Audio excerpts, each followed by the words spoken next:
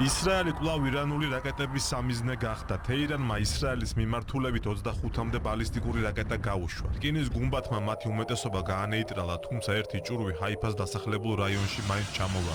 იერიში შედეგად 17 ადამიანი დაშავდა, მათ შორის ერთი არასრულწლოვანი. იერიშებს განაგრძობს ისრაელის ავიაციაც. სახალმა თეირანის შიდა უსაფრთხოების შტაბ-ბინას დაარტყა. დაიბომბა თავრიზის ბირთვული კვლევის სააგენტოს შტაბ-ბინა, რაკეტების გამშვები ობიექტები და ჰაერსაწინააღმდეგო სისტემები. ჩვენ ვაძლიერებთ ირანზე თავდასხმას. ბევრი სამიზნე გვაქვს გასანადგურებელი. მზად ვართ ხანგრძლივი ოპერაციისთვის. ვაძლიერებთ დარტყმებს ირანის ბირთვული პროგრამის კომპონენტებზე. მოქმედებას განვაგრძობთ იქამდე, ვიდრე დასახულ მიზანს არ მივაღწევთ.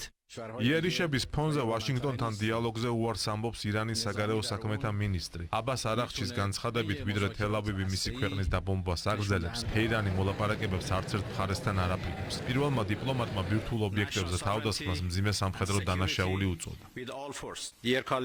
ძვირფასო კოლეგებო, ჩვენ თავს დაგვესხნენ დიპლომატიური პროცესების მიმდინარეობისას. ამერიკელებს 15 ივნისს უნდა შევხვედროდით, რათა ჩვენ სამშვიდობო ბირთვულ პროგრამასთან დაკავშირებული საკმაოდ პერსპექტიული შეთანხმება შეგვემუშავებინა. ეს იყო დიპლომატიის ღალატი და უპრეცედენტო დარტყმა საერთაშორისო სამართალსა და გაეროს სისტემაზე.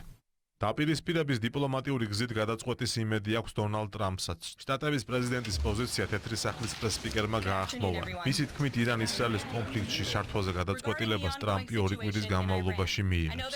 შეტყობინება მაქვს პრეზიდენტ ტრამპისგან. ციტირებ, იმის გათვალისწინებით, რომ ირანთან მოლაპარაკების დიდი ალბათობა არსებობს, რომელიც შესაძლოა უახლოეს მომავალში შედგეს ან არ შედგეს, გადაწყვეტილებას ჩავერთო თუ არა მოქმედებაში მომდევნო 2 კვირაში მივიღებ. მიმეორებ, ეს არის შეტყობინება პრეზიდენტისგან. მოდით ცხადად ვთქვათ, ირანს ბირთვული იარაღის შესაქმნელად ყველაფერი აქვს, რაც საჭიროა.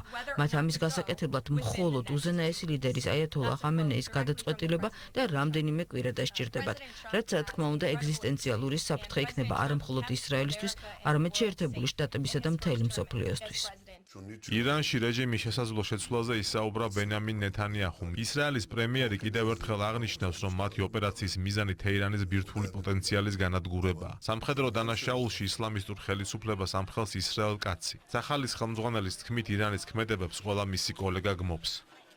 ისრაელის უსაფრთხოების კაბინეტის განსაზღვრული მიზნები ამ ეტაპზე ბირთვული და ბალისტიკური რაკეტების პროგრამებს და მათ აღმოფხვრას უკავშირდება. ირანის რეჟიმის შესვლა მიზანი არ ყოფილა, თუმცა ეს შეიძლება შეიცვალოს. ჩვენი იერიშები მიგვაქვს სამხედრო ბალისტიკური რაკეტებისა და ბირთვული პროგრამის ობიექტებზე. ჩვენი მთავარი მიზანი ბირთვული პროგრამის შეჩერება და მისგან მომდინარე საფრთხის აღმოფხვრა. მეორე მიზანი კი ირანის ბალისტიკური შესაძლებლობების თავიდან აცილებაა. ოპერაციის მიმდინარეობისას გამოჩნდა, რომ რეჟიმი დესტაბილიზაციას განიცდის. რაც შეეხება მის შეცვლას, ეს პირველ რიგში ირანელი ხალხის საქმეა და ამიტომაც ეს მიზანი ჩვენ არ დაგვისახავს, მაგრამ შესაძლოა ცვლილება ოპერაციის შედეგი გახდეს. CNN-ის ცნობით საკუთარი აქტივების დაცვის მოტივით რეგიონში თვითმფრინავებისა და ხომალდების რაოდენობას ზრდის ვაშინგტონი. წყაროსავე ინფორმაციით შტატების ცენტრალურმა სარდლობამ რეგიონში სისხლის დამატებითი მარაგები მოიძია, რაც შეერაღებულ ძალებზე შესაძლო თავდასხმის შემთხვევაში სტანდარტული პროტოკოლია.